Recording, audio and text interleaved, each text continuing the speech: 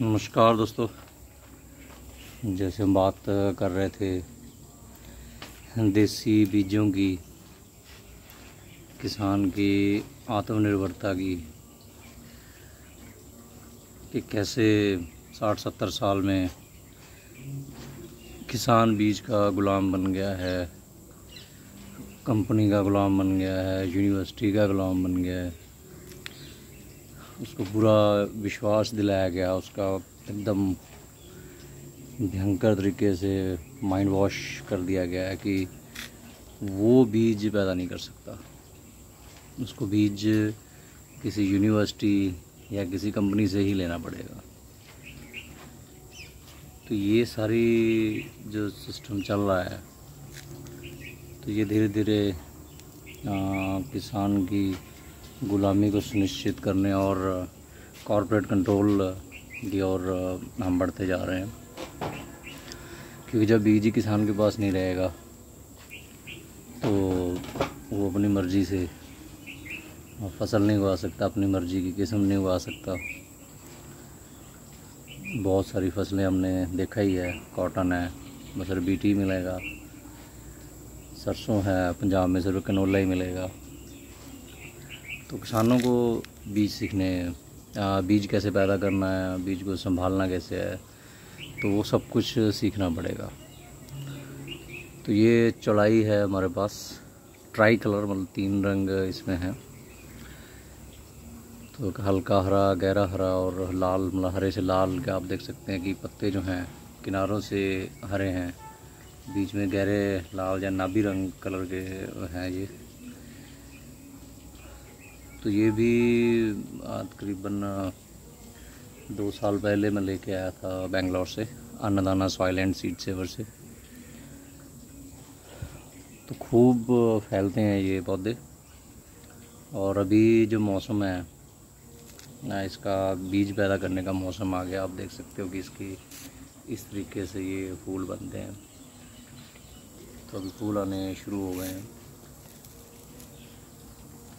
तो एक ही पौधे में आप देखिए कितनी ब्रांचेस में, कम से कम 20-25 ब्रांच निकली हुई हैं और सभी पे फूल आने शुरू हो चुके हैं। तो एक पौधे से ही हज़ारों बीज जो है वो मिल जाएंगे। तो मैंने तो पिछले 1 साल में जितने बीज पैदा हुए थे, लगभग सारे के सारे 99% अपने पास तो रखा ही नहीं, क्योंकि बहुत बीज ऐसे ही गिर गए हैं, वो पौधे उगते रहते हैं। जैसे आप देख सकते हो कि इधर ये और पौधे जो हैं ये अपने आप ही उगे हुए हैं। तो उन्हीं को उखाड़ के एक जगह लगा देते हैं एक साइड में, तो खूब जो है चौलाई मिल जाती है, पत्ते मिल जाते हैं। तो सर्दियों में तो पंजाब में सरसों का साग मिलता है, गर्मी और बरसात में ये चौलाई का अच्छे से साग बन जाता है। तो अभी इसका ये बीज का टाइम है। तो काफ़ी किसानों को जिनको बीज दिए हैं 7-8 जिलों में, तो हो सकता है वो भी तैयार कर रहे हों। ये एक और किस्म है, यहाँ एक ये तीसरी किस्म है। तो अलग अलग किस्म की चौलाई है।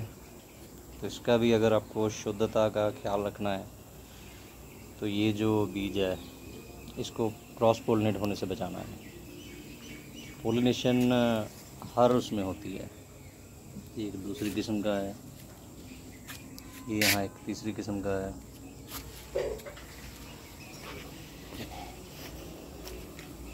ये देखो, ये अपने आप उगे हुए हैं। ये एक अलग किस्म का है, इसको भी बीज आ गए हैं। जैसे आपको बताया था कि पौधे हम लगाते रहते हैं, तो ये पौधे लगे हुए हैं साइड में। तो यहाँ भाई साइड में लगी हुई है, बीच में बेल वगैरह और कुछ उगे जा रहा है। तो इसको आपको क्रॉस पोलिनेशन से बचाना है और उसके बीज संभालने हैं।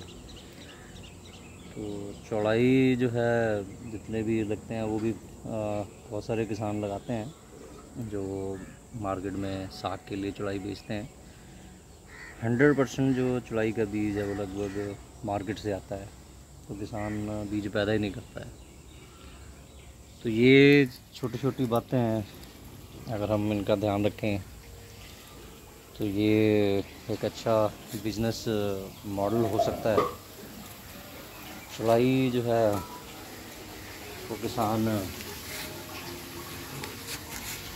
बीज पैदा करके उसके छोटे छोटे पौधे जो है, जैसे शहर में घरों में लोग सजावट करते हैं, तो आप देखिए बगीची में जैसा कलरफुल जो लगा हुआ है, तो ये भी एक तो सुंदरता बढ़ाएगा और साथ में ही अच्छी जो है आयरन, कैल्शियम, एंटीऑक्सीडेंट रिच जो है आपको खुराक भी मिलेगी।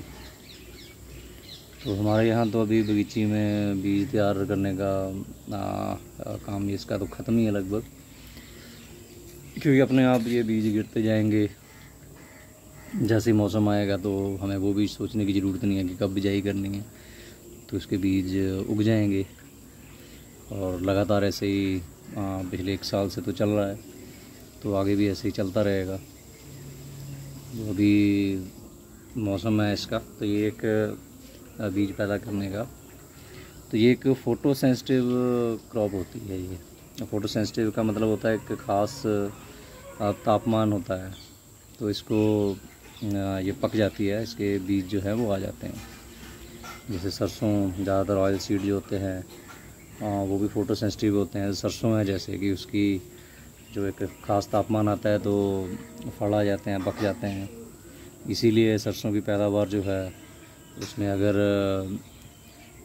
सही समय पे बिजाई नहीं हो तो पैदावार में बहुत अंतर आ जाता है। हर हफ्ते के अंतर से 1 से 2 क्विंटल पर प्रति एकड़ जो है उसकी पैदावार कम हो जाती है। तो ये भी आपको साइकिल सीखने पड़ेंगे कि कब इसका सही टाइम है, कब बीज पैदा करने का सही टाइम है। तो जो कुदरती तौर पे पौधे उगेंगे उनको छोड़ के या उनको किसी अच्छी जगह लगा के उसको मॉनिटर करना पड़ेगा, देखना पड़ेगा, क्योंकि ये ऐसी फसलें हैं जिनके बारे में आम किसानों को जानकारी नहीं है। तो जैसे इसका साग आप बेचोगे तो इतने आप पत्ते लगे हुए हैं तो ये बड़े आसानी से बिक भी जाएगा। लोगों को पता है कि चुलाई की क्या वैल्यू है, और साथ में इसके पौधे बेच के भी किसान जो है अच्छी कमाई कर सकते हैं। तो हज़ारों बीज एक पौधे को लगते हैं, एक पौधा काफ़ी है 1 एकड़ के बीज पैदा करने के लिए, अगर किसान ध्यान दे तो 2-3 तरह से कमाई इसकी हो सकती है। मैं तो यहाँ जैसे हम मल्चिंग के लिए अंडरग्राउंड मल्चिंग नहीं कह सकते उसको, कि ऑर्गेनिक खाद जो है कि हम जो हरी वनस्पति है, जैसे हमारे पास ये सड़ लगी हुई है तो इसको काट के मिट्टी में दबा देते हैं तो इसकी भी खाद बन जाती है। तो ये ऑर्गेनिक मैटर भी प्रोवाइड करता है। आप मिट्टी के ऊपर बिछा के इसको मल्चिंग के तौर पे भी इस्तेमाल कर सकते हैं। ये बहुत ही एक बढ़िया फसल है। तो अन्नदाना के पास तो लगभग दर्जन के करीब इसकी अलग अलग किस्में हैं, अलग अलग रंग की, पत्तों के साइज़ अलग अलग हैं। तो ऐसी कई सारी चुलाई की किस्में हैं जो प्योर देसी चुलाई है। तो ये एक वहम की जो कलरफुल चीज़ें बाज़ार में मिलती हैं, बीज बाज़ार में जो किस्में मिलती हैं वो सिर्फ हाइब्रिड ही हो सकती हैं। कि जो मेंडल ने 160-70 साल पहले किया वही एक तरीका है। तो उसमें एक मोटी सी बात है समझने वाली कि कुछ भी आर्टिफिशियल नहीं है। तो ऐसे ही एक कलरफुल पौधे का दूसरे कलरफुल पौधे के साथ, एक रंग के पौधे का दूसरे रंग के पौधे के साथ क्रॉसिंग करके ये पैदा हो जाते हैं। और कुदरत में भी हो सकता है इतनी वैरायटी इसीलिए हो कि कुछ तो प्योर कलर हों और धीरे धीरे उसकी अपने आप ही नेचुरली हाइब्रिडाइजेशन हो गई, पर परागण हो गया, उसका क्रॉस पोलिनेशन हो गई और नई नई वैरायटियाँ जो विकसित होती जा रही हैं।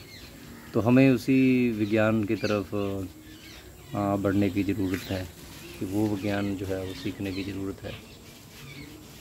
तो तभी जो किसान जो है वो आत्मनिर्भर बन पाएगा कि अगर ये सारी जानकारियाँ किसान के पास होंगी और वो अपने बीज पैदा करेगा। धन्यवाद।